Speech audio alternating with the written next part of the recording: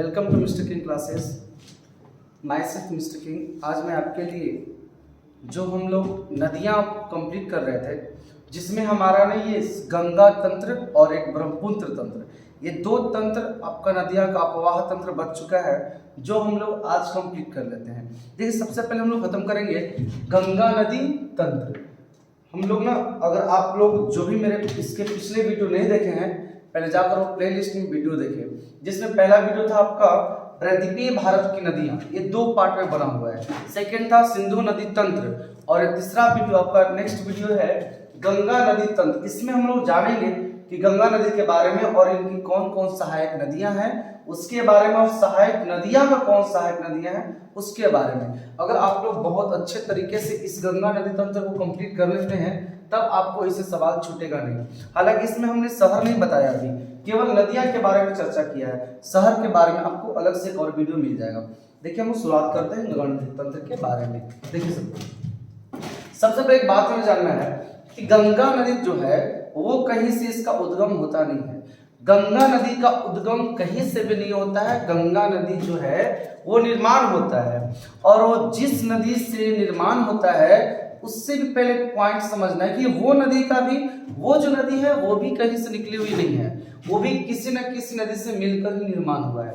सबसे बड़ी बात यहाँ पे ये है, गंगा नदी दो नदियों के मेल से बनी है, और जिस नदी के मेल से गंगा नदी बनी है वो पहले भी किसी के मेल से ही बनी है। तो शुरुआत करते हैं हम लोग। देखिए सभी लोग, एक है सतोपत हिमानी। सतोपत हिमानी, हिमानी ये आपको उत्तराखंड में बहुत सारा ग्लेशियर है, वहीं पे एक ग्लेशियर का नाम है सतोपत हिमानी। तो जो सतोपत हिमानी है, इस सतोपत हिमानी से दो नदियां निकलती है। पहला विष्णु गंगा और दूसरा धौली गंगा। पहली नदियां निकलती है विष्णु गंगा और दूसरा निकलती है धौली गंगा। अब यह समझेंगे हम लोग, विष्णु गंगा और धौली गंगा, ये जो दोनों नदियां हैं वो जाकर कहां मिलती है, तो विष्णु प्रयाग में मिलती है। विष्णु प्रयाग और धौली गंगा जाकर कहां मिलती है, विष्णु प्रयाग। अब ये दोनों जहां मिल गई तो मिलकर ये निर्माण हुआ अलकनंदा।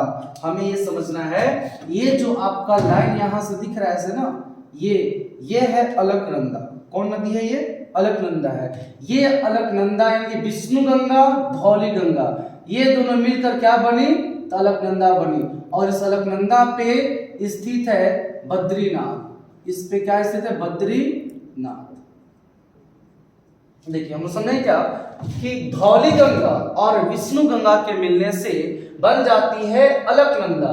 ये जो नदियां आपको यहाँ लंबे दिख रहा ना, ये है अलकनंदा।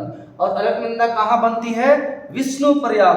किससे मिलकर, विष्णु गंगा और धौली गंगा से मिलकर। और ये अलकनंदा पर एक बद्रीनाथ बहुत ही प्रसिद्ध हमारे भारत हिंदू धर्म के लिए है, जो अलकनंदा नदी पे स्थित है। अलकनंदा पे स्थित है बद्रीनाथ। नेक्स्ट में ध्यान देंगे कि विष्णु प्रयाग। अब आगे बढ़ने के लिए जो नदियां, पहले कंपैरिजन होता है, जो नदी सबसे बड़ी होगी, सबसे गहरी होगी, वही नदी बनकर आगे बढ़ जाती है। तब यहां से अलकनंदा बढ़ रही है, आगे बढ़ी, तो यहाँ कर्ण प्रयाग एक आता है। तो कर्ण प्रयाग में अलकनंदा के पास, देखिए ये जो नदियां है वो अलकनंदा है। अलकनंदा के पास एक पिंडार नदी आती है जो यूके से निकलती है। ये पिंडार नदी आई और कर्ण प्रयाग में मिल गई अलकनंदा से। किससे मिल गई, अलकनंदा से। एक का मतलब आप अलकनंदा समझेंगे। ये जो अलकनंदा नदी है, इसमें मिल गई कौन नदी, पिंडार नदी। कहां कर मिली, तो ये कर्ण प्रयाग में आकर मिली। तो अब यहाँ पे पिंडार और अलकनंदा जो है, ये आगे बढ़ने के लिए दोनों में सबसे गहरी नदी कौन, अलकनंदा। तो आगे फिर जो नदियां बढ़ी वो अलकनंदा बनकर बढ़ी थी। ठीक है, तो अलकनंदा अपने आगे बढ़ रही थी, तो रुद्रप्रयाग में एक नदी आया जिसका नाम है मंदाकिनी। क्या इसका नाम है, मंदाकिनी। तो मंदाकिनी नदी जब आता है रुद्रप्रयाग में, अलकनंदा से मिलती है। तो अब यहां समझेंगे ध्यान सवाल को कि मंदाकिनी पे एक बहुत स्थित बड़ा शहर है जो केदारनाथ। क्या है वो, हम लोग हिंदू धर्म का वो धाम भी है, केदारनाथ। केदारनाथ अब सुनिए, मंदाकिनी आकर मिला किससे, अलकनंदा से। कहां मिला, तो रुद्रप्रयाग में मिला।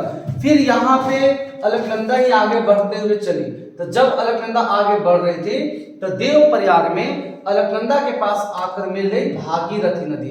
जो गोमुख से निकल कर आई थी। तो भागीरथी आकर मिल गई कहाँ पे? अलकनंदा से देवप्रयाग में। अब अलकनंदा भागीरथी देवप्रयाग में गंगा बन जाती है। क्या बन जाती है? गंगा। तो देखें ध्यान से सुन लो, ये गंगा नदी से जा रही है, फिर आगे बढ़ते हुए चल जाती है बंगाल की खाड़ी में गिर जाती है। अब इस बात को फिर से हमको अच्छे से याद करना है। देखिए सब ध्यान देख लो, सतोपथ हिमानी उत्तराखंड में है। यहाँ से विष्णुपुर गंगा और धौली गंगा दो नदी निकलती है और मिल जाती है विष्णुप्रयाग में। कहाँ मिल जाती है? ये विष्णुप्रयाग में। और आगे अलकनंदा बन जाती है। अलकनंदा आगे बढ़ते हुए जाती है कि कर्णप्रयाग में पिंडार नदी आकर मिल जाती है। फिर अलकनंदा आगे बढ़ती है तो रुद्रप्रयाग में मंदाकिनी आकर मिल जाती है। फिर अलकनंदा आगे बढ़ती है तो देवप्रयाग में भागीरथी आकर मिल जाती है और वहीं से उसका नाम चेंज हो जाता है और वो हमारा बन जाता है भारत का पवित्र नदी, राष्ट्रीय नदी, वही बन जाता है गंगा नदी। यहाँ तक सुनाओ, हम लोग अच्छे से याद करेंगे, 2-3 बार समझेंगे तो याद हो जाएगा। विष्णु कर्ण रुद्र देव, ध्यान देंगे, विष्णु कर्ण रुद्र देव, विष्णु कर्ण रुद्र और देव। विष्णु में मिला विष्णु गंगा और धौली गंगा, तो बन गया अलकनंदा। आगे कर्ण में मिले पिंडार, फिर रुद्र में मिले मंदाकिनी और फिर देव में मिला भागीरथी, तभी पूर्ण रूप से निर्माण हुआ गंगा नदी का। यहाँ पे एक और प्रयाग है नंद प्रयाग, जो छोटी नदियां था इसलिए उसका हम यहाँ पे जिक्र नहीं किए। छोटी नदी यहाँ पे नंद प्रयाग है, जो इधर से नंदाकिनी आती है। नंदाकिनी मिलती है अलकनंदा से नंद प्रयाग में। ठीक है, चलिए हम आगे बढ़ते हैं। यहाँ पे गंगा नदी के बारे में यहाँ विश्लेषण करेंगे अच्छे से। देखिए सभी लोग, गंगा नदी जो है, गंगा नदी भारत की सबसे लंबी राष्ट्रीय नदी है। गंगा नदी भारत की सबसे लंबी राष्ट्रीय नदी है जिसकी लंबाई 2525 किलोमीटर है। यहाँ पे एक बात और हमें समझना है कि पूरे भारत में गंगा नदी की लंबाई 2525 मीटर नहीं, 2525 किलोमीटर पूरे भारत में इसकी लंबाई नहीं है। इसकी भारत में लंबाई 2071 किलोमीटर है और बाकी शेष लंबाई जो है वो बांग्लादेश में है, जो पद्मा बनकर आगे चली जाती है। देखिए यह जाती है कहाँ? उत्तराखंड, यूपी, बिहार, वेस्ट बंगाल होते हुए ये बांग्लादेश में जाकर गिर जाती है। देखिए सभी लोग मैप समझते हैं। देखिए समझेंगे,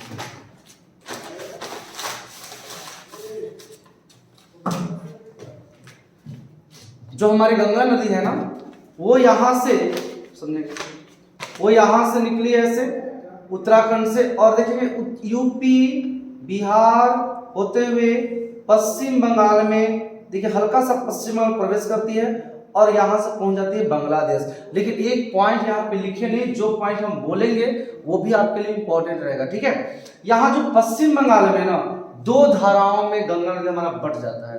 पहला बटता है हुगली नदी और एक का नाम है भागीरथ नदी, और वही भागीरथी नदी आगे जाकर बांग्लादेश में पद्मा बन जाती है। बिल्कुल इस बात को हम लोग ध्यान देंगे। देखिए आपका लिखा हुआ यहाँ पे कि बांग्लादेश में जाती है और वहां इसे पद्मा नदी के नाम से हम लोग जानते हैं। एक बात आपको और याद करना है कि पद्मा नदी कहते हैं बांग्लादेश में और जमुना कहते हैं ब्रह्मपुत्र को बांग्लादेश में।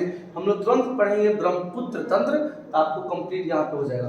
बांग्लादेश में दो नदी जाकर आपस में मिल जाती है, एक मिलती है पद्मा नदी और एक मिलती है जमुना नदी। जमुना नदी जो ब्रह्मपुत्र नदी का नया नाम है और एक गंगा नदी का नया नाम है। दोनों जहां मिलती है वहां बनती है मेघना। वहां क्या बनती है? मेघना। और वहीं पे विश्व का सबसे बड़ा सुंदरवन डेल्टा का निर्माण होता है। समझेंगे, ये मेघना बनकर चली जाती है बंगाल की खाड़ी में। मेघना बनकर चली जाती है बंगाल की खाड़ी में। अब नेक्स्ट में ध्यान देंगे, इसकी प्रमुख सहायक नदियां, गंगा नदी का प्रमुख सहायक नदियां, इसकी प्रमुख सहायक नदियां यमुना, कोसी, सोन, गोमती, दामोदर, सरयू, गंडक, रामगंगा, है ना, ये सब गंगा नदी का प्रमुख सहायक नदियां हैं। अब इस सभी सहायक नदियां के बारे में हल्का हल्का हम जो इंपॉर्टेंट आपके लिए है उसका जानकारी हम ले लेते हैं। देखिए सभी लोग, सबसे पहले बात करते हैं जमुना नदी के बारे में। तो जमुना नदी जो है वो सबसे बड़ी सहायक नदी है गंगा नदी का। जमुना नदी सबसे बड़ी सहायक नदी है गंगा नदी का। यह यमुनोत्री हिमानी से निकलती है। यूके में भी ये भी है, यमुनोत्री हिमानी से निकलती है यमुना नदी, और यह उत्तराखंड, हरियाणा, दिल्ली यूपी से बहते हुए यूपी के जो प्रयागराज इलाहाबाद है, जिसका अब नया नाम प्रयागराज हो चुका है, वहीं में जाकर गंगा से मिल जाती है और यमुना नदी वहां पे समाप्त हो जाती है। अब देखिए ध्यान से समझेंगे हम लोग, जिस तरह भी आपको यहाँ बताया गया कि अलकनंदा मिली और पिंडार मिली, ये दोनों में चर्चा किया गया कौन नदी सबसे गहरी है या कौन नदी सबसे बड़ी है, उसी नदी को आगे बढ़ा दिया गया। तो यहाँ पे भी हम वही मैटर यहाँ पे ध्यान देंगे कि जब गंगा से यमुना मिल जाती है तो यमुना इलाहाबाद में जाकर लुप्त हो जाती है, मतलब आगे नहीं बढ़ती है, और आगे बढ़ती है गंगा नदी दोनों मिलकर, क्योंकि गंगा सबसे लंबी है और सबसे बड़ी और सबसे गहरी नदी है, मतलब भारत की देखा जाए। चलिए आगे नेक्स्ट देखते हैं। इसी यमुना के एक पॉइंट और है कि इस यमुना नदी का प्राचीन नाम कालिंदी है। यमुना नदी का प्राचीन नाम कालिंदी है। आगे बढ़ते नेक्स्ट हम लोग, यमुना की सहायक नदियां हैं तीन, तो वो भी हम लोग थोड़ा सा देख लेते हैं। यमुना की सहायक नदियां हैं चंबल, बेतवा, केन। मतलब एक लाइन में सब याद रखिए, यमुना की सहायक नदियां चंबल, बेतवा, केन। चंबल, बेतवा, केन। चंबल नदी जो है वह एमपी के इंदौर से निकलती है। चंबल नदी एमपी के इंदौर से निकलती है और बेतवा नदी एमपी के भोपाल से निकलती है।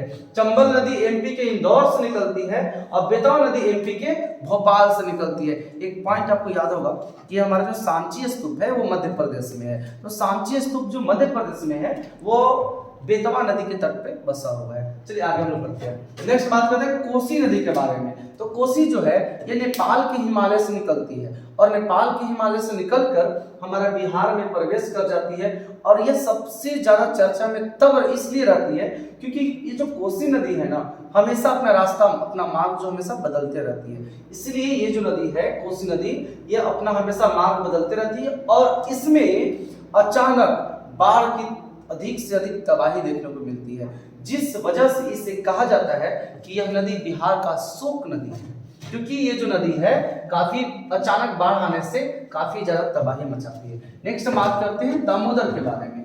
दामोदर जो नदी है यह झारखंड के, बिहार से नहीं, यह झारखंड के छोटा नागपुर जो पठार है वो छोटा नागपुर पठार से निकलती है और जाकर हुगली में मिल जाती है। हुगली कहाँ पे है? पश्चिम बंगाल में है। यह जाकर हुगली में मिल जाती है और वहां मिलने के बाद कभी कभी क्या होता है कि दामोदर नदी, सवाल पूछता है ना कि दामोदर नदी किसकी शोक नदी है, तो आप समझेंगे दामोदर निकलती है झारखंड से बट चली जाती है जब पश्चिम बंगाल, तो पश्चिम बंगाल में हुगली से मिलने के बाद इसमें कभी कभी अचानक तबाही देखने को मिलता है, और वहीं जब कभी कभी ज्यादा अधिक से अधिक तबाही आ जाती है तो हम उसे बोल देते हैं कि यह बंगाल का अभिशाप है, यह बंगाल का अभिशाप है, क्योंकि काफी अधिक से अधिक यहाँ पे तबाही देखने को मिल जाता है। ठीक है, नेक्स्ट क्या बढ़ते हैं गोमती नदी के बारे में। गोमती जो है यूपी के पीलीभीत, एक पीलीभीत है, पीलीभीत शहर है और उसी के बगल में गोमत ताल, ध्यान दें आप लोग, गोमती जो है वह गोमत ताल से निकलती है और इसे एक नाम दिया गया है जिसे फुलहर झील कहते हैं। पूछता है कि फुलहर झील किसे कहते हैं, तो गोमती नदी को बोलते हैं फुलहर झील। नेक्स्ट हम बात करते हैं सोन के बारे में। सोन जो है वह एमपी के अमरकंटक से निकलकर, एमपी के अमरकंटक से निकलकर और उत्तर के ऊपर बहेगा। देखिए एमपी यहाँ, बिहार यहाँ, ऐसे ऊपर बहेगी और चल जाती है पटना जो हमारा है बिहार राज्य का पटना, बिहार की राजधानी जो पटना है, वहीं पे गंगा नदी में जाकर ये मिल जाती है। और सोन नदी से एक पॉइंट और हमें याद करना है ना कि यह जो हमारा सोन नदी है और यमुना नदी है, ये दोनों नदी का जल को बंटवारा कर देता है वो कैमूर की पहाड़ियां, कैमूर की पहाड़ियां। नेक्स्ट में सब ध्यान देंगे, सोन जो अमरकंटक यहाँ पे वर्ड आया है, ये अमरकंटक हम लोग एक इसके जस्ट पिछले वीडियो में बनाया था, अमरकंटक से सिंधु, अमरकंटक से आपको इसके और पिछले वीडियो में बनाया था। अमरकंटक जो है ना, ये अमरकंटक से जो सोन नदी निकलती है, आपको शायद पिछले वीडियो में आप अगर ध्यान से देख लेंगे तो अमरकंटक के बारे में उसमें हल्का सा हम चर्चा की है। ठीक है, नेक्स्ट हम आगे देखते हैं कि इसमें अभी बहुत तंत्र भी हमें बताना है। देखिए जो सोन नदी है, सोन नदी क्या होता है कि एमपी के अमरकंटक से निकलकर पटना में जाकर मिल जाती है और सोन और यमुना का जल का विभाजन कैमूर की पहाड़ियां करती है। नेक्स्ट हम आगे बात करते हैं। देखिए एक बात और याद ध्यान देना है गंडक नदी के बारे में। तो गंडक नदी भी ना नेपाल के हिमालय से निकलकर बिहार में गंगा से मिल जाती है और गंडक को बोलते हैं नारायणी देवी। गंडक को हम क्या बोलते हैं, नारायणी देवी। एक पॉइंट और हमें बहुत अच्छे से याद करना है कि गंगा नदी के दाएं कौन कौन नदियां हैं और बाएं कौन कौन नदियां हैं। तो गंगा नदी के दाएं में है यमुना, सोन, टोंस और बाएं में है गोमती, गंडक, घाघरा और कोसी। घाघरा का अपनाम हो गया सरयू नदी। तो बाएं में है गोमती, गंडक, घाघरा और कोसी। चलिए नेक्स्ट में आप बात करते हैं हम लोग। देखिए इस गंगा नदी को राष्ट्रीय नदी कब घोषित किया गया? तो 2008 ईस्वी में गंगा नदी को राष्ट्रीय नदी घोषित किया गया है 2008 ईस्वी में। इस गंगा राष्ट्रीय जो गंगा नदी है इस पे पहला NW1 इस गंगा नदी से होकर गुजरती है। अब सब लोग यहाँ पे ध्यान देंगे कि जिसको भी पूरी तरह से भारत नदी कंप्लीट करना है वो जो भी नदियां पे हमारा बना हुआ वीडियो है वो सब जाकर एक बार आप लोग अवश्य देखें। ठीक है, आज के लिए बस इतना ही। चलिए आप सब लोग क्या यहाँ पे करेंगे ना, देखिए ये जो आपका गंगा नदी है, तो गंगा नदी तंत्र के बाद आपका केवल नदियां का एक टॉपिक बचा हुआ है जो है ब्रह्मपुत्र नदी तंत्र। हम लोग उसको भी बहुत जल्दी देख लेंगे।